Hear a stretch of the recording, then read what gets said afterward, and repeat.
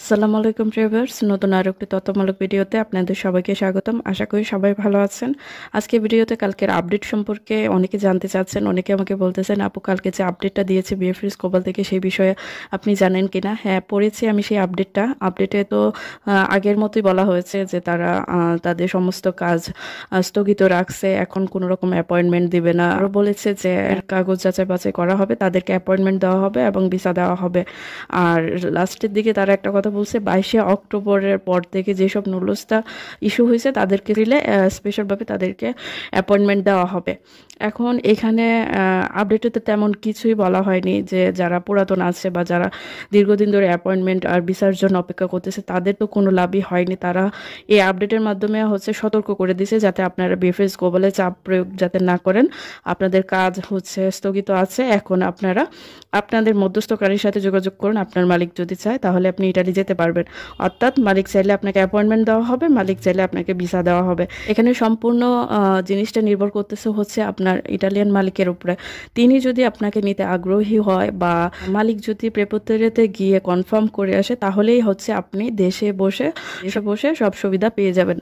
এখন কয়জন মানুষ পারবে মালিকের সাথে যোগাযোগ করতে? অনেকের মধ্যস্থকারী যারা আছে তাদের সাথে একবারে বেশি দুইবার কথা বলতে পারে না। মধ্যস্থকারী যে মানে দালালের কথা বলতেছি, দালালের সাথে 2-3বার কথা বলা যায় না। দালাল বলে আপনি পাগল হয়ে গেছেন, আপনি এত অধৈর্য হয়ে গেছেন, সবাই অপেক্ষা করতেছে, আপনি কি অপেক্ষা করতে পারেন না? এরকম নানান বিষয়ে তারা কথা বলে, যার ফলে ভুক্তভোগী যারা আছে তারা একবারে বেশি দুইবার অনেক দালালকে বলতে পারে না। আবার দালালরা দেখা গেছে মালিকের সাথে এতবার কথা বলতে পারে না, কারণ অনেকের নলসটা কেনা।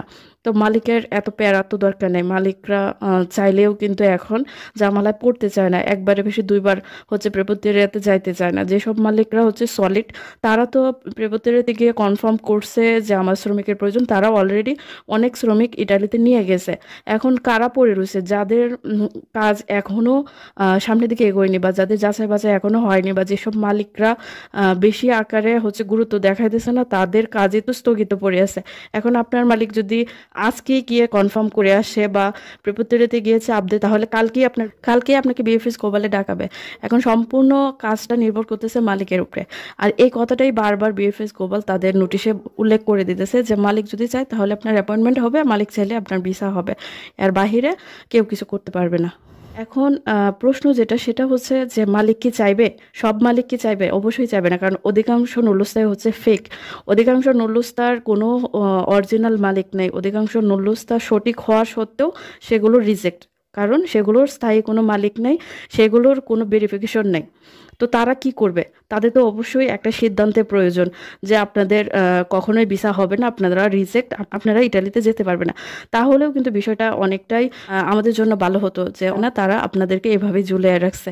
মালিক যদি চায় তবে আপনি যেতে পারবেন। অনেকের তো মালিকই নাই, অনেকের নুডলসটা এডিট করা, অনেকের নুডলসটা কেনা। তো তারা কি করবে? তাদের অবশ্যই একটা সিদ্ধান্তের প্রয়োজন, যেটা ইটালি এম্বাসি চাইলেই দিতে পারে। কিন্তু জানেন, অনেকে আমাকে মেসেঞ্জারে মেসেজ পাঠায় যে আপু আমাদের একটা সিদ্ধান্ত হইলে কিন্তু আমরা যে মিডল ইস্ট কান্ট্রিগুলো আছে সেখানে চলে যেতাম, কিন্তু কোনো রকম সিদ্ধান্ত আসতেছে না, যার কারণে মধ্যস্থকারী টাকাও দিতেছে না। এখন আমাদের যে এতগুলো টাকা দালালের কাছে পড়ে রয়েছে, তো সেগুলো তো আমরা নিতেও পারতেছি না। এখন আমরা কি করব? এখন আপনারা কি করবেন? আমি কি বলবো আপনাদের? অনেকে দালালের সাথে যোগাযোগ করছে যে মালিক চাইলেই তো আমার অ্যাপয়েন্টমেন্ট হয়ে যায়, আমার ভিসা হয়ে যায়, তাহলে আপনি একটু চেষ্টা করুন। তখন দালাল বলে যে মালিক অলরেডি প্রেপোতেরিয়াতে গিয়ে ইমেল করে আসছে, এখন ইটালি এম্বাসি চাইলে আপনাকে ভিসা দিয়ে দেবে। এরকম ভাবে হাজার হাজার মানুষরা কিন্তু অপেক্ষায় বসায় রাখছে, যেখানে দিনের পর দিন মাসের পর মাস চলে যেতেছে। এখন করার মতো অপেক্ষা করা ছাড়া আমি আর কোনো উপায় দেখি না, কারণ আপনারা চাইলেও মালিকের সাথে যোগাযোগ করতে পারবেন না। এটা সম্পূর্ণ নির্ভর করতেছে দালালের উপরে। দালাল চাইলে আপনাকে ছুটি দিতে পারে, দালাল চাইলে আপনাকে ঝুলায় রাখতে পারে। দালালই জানে আপনার সাথে সে কি করছে, সে আপনাকে কতটুক সলিড কাগজ দিছে, সে আপনার জন্য কতটুক কাজ করছে। যে কোনো একটা সমাধানের প্রয়োজন, যে হয় আপনি ভিসা পাবেন, না হয় আপনি রিজেক্ট।